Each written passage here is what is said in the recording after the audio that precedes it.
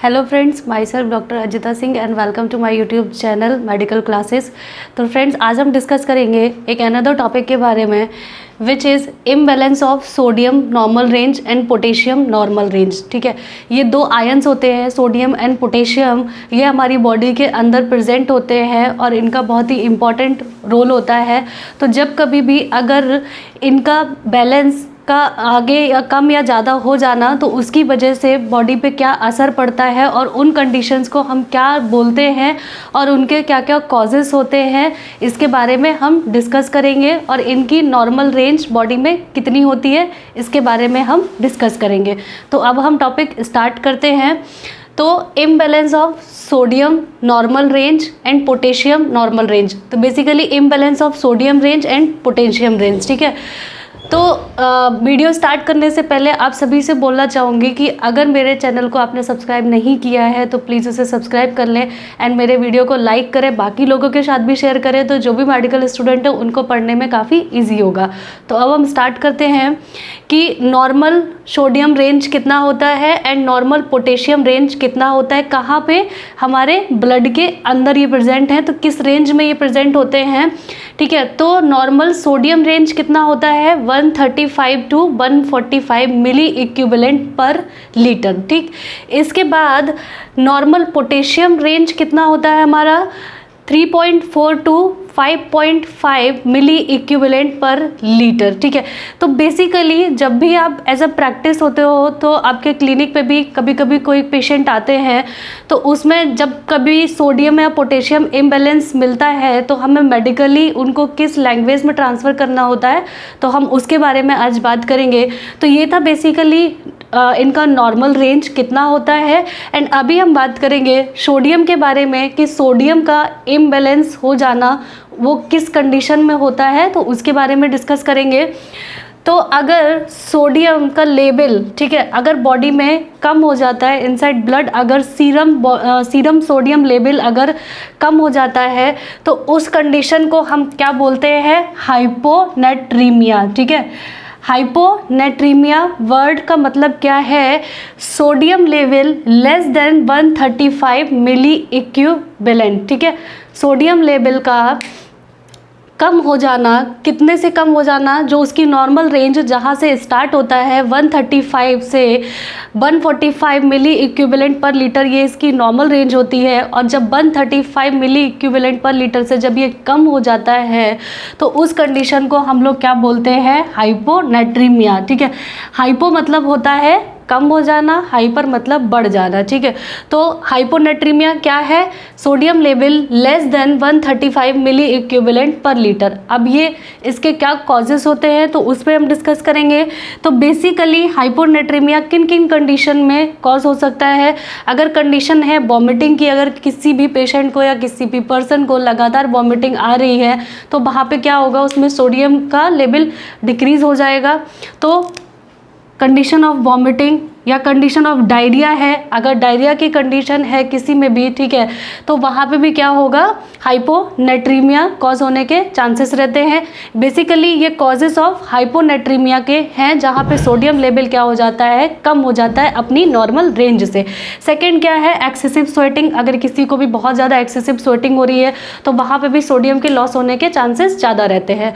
तो ये बेसिकली क्या थे, हाइपोनेट्रीमिया के कॉजेस थे। ये था हाइपोनेट्रीमिया के बारे में जहाँ पे सोडियम लेवल कम हो जाता है।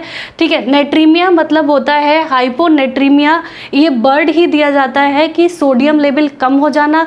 सेकंड आता है हमारा हाइपर नेट्रीमिया, मतलब सोडियम लेवल बढ़ जाना। तो नेट्रीमिया का बेसिकली मतलब होता है सोडियम से। ठीक है, इसके बाद आती है हमारी एक कंडीशन हाइपर नेट्रीमिया। ठीक है, तो हाइपर नेट्रीमिया क्या हो जाता है, जो नॉर्मल रेंज होती है 135 टू 145, तो यहाँ पे हम जो लेंगे, जो बढ़ती हुई जो रेंज होती है 145। ठीक है, तो जब कभी भी सोडियम लेवल क्या हो जाता है ग्रेटर देन 135, ठीक है, इनसाइड ब्लड जब सोडियम का लेवल 145 से 145 मिली इक्विवेलेंट पर लीटर से बढ़ जाता है, ज़्यादा अमाउंट में हो जाता है, तो उसको हम लोग बोलते हैं हाइपरनेट्रीमिया। ठीक, तो ये क्या होता है basically, can be caused by a gain of sodium in excess by water. ठीक है, जब कभी भी वाटर के थ्रू कोई सोडियम का एक्सेस गेन कर रहा हो, मतलब सोडियम बहुत ज़्यादा अगर ले रहा हो, और by loss of water in excess of sodium, और जो भी वाटर का लॉस हो रहा है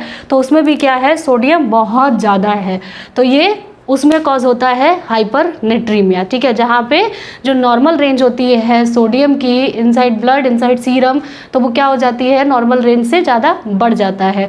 तो नॉर्मल रेंज 135 टू 144 है, तो 144 से ज़्यादा हो जाना, उस कंडीशन को बोलते हैं हम लोग हाइपरनेट्रीमिया। तो ये बेसिकली था हमारा सोडियम के बारे में। अब हम दूसरी बात करेंगे पोटेशियम के बारे में। तो पोटेशियम में इसके लिए हमने नेट्रीमिया यूज़ किया, सोडियम के लिए।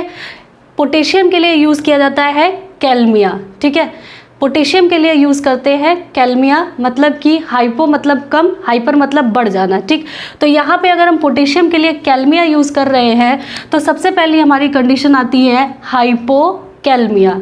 ठीक, तो कैल्मिया का मतलब क्या है, जब serum potassium, basically normal range serum potassium की कितनी थी, 3.5 to 5.5 milliequivalent per litre.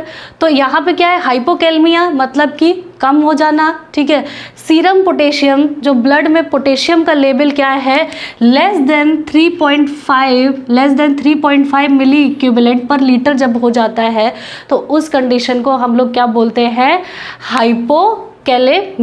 ठीक है, तो इसके कॉजेज़ क्या है, डायरिया। ठीक है, या फिर कोई पुअर पोटेशियम इनटेक, मतलब कि कोई भी पर्सन है अगर वो पोटेशियम का इनटेक बहुत कम, पुअर मतलब होता है बहुत ही कम, ना के बराबर कर रहा है, तो उसमें भी हाइपोकैल्मिया जनरेट होने के चांसेस रहते हैं। तो पोटेशियम का मीनिंग होता है बेसिकली हाइपोकैल्मिया, जहाँ पे पोटेशियम का लेवल क्या है, डिक्रीज हो रहा है। ठीक है, इसके बाद सेकेंड कंडीशन आती है हमारी हाइपरकैलेमिया।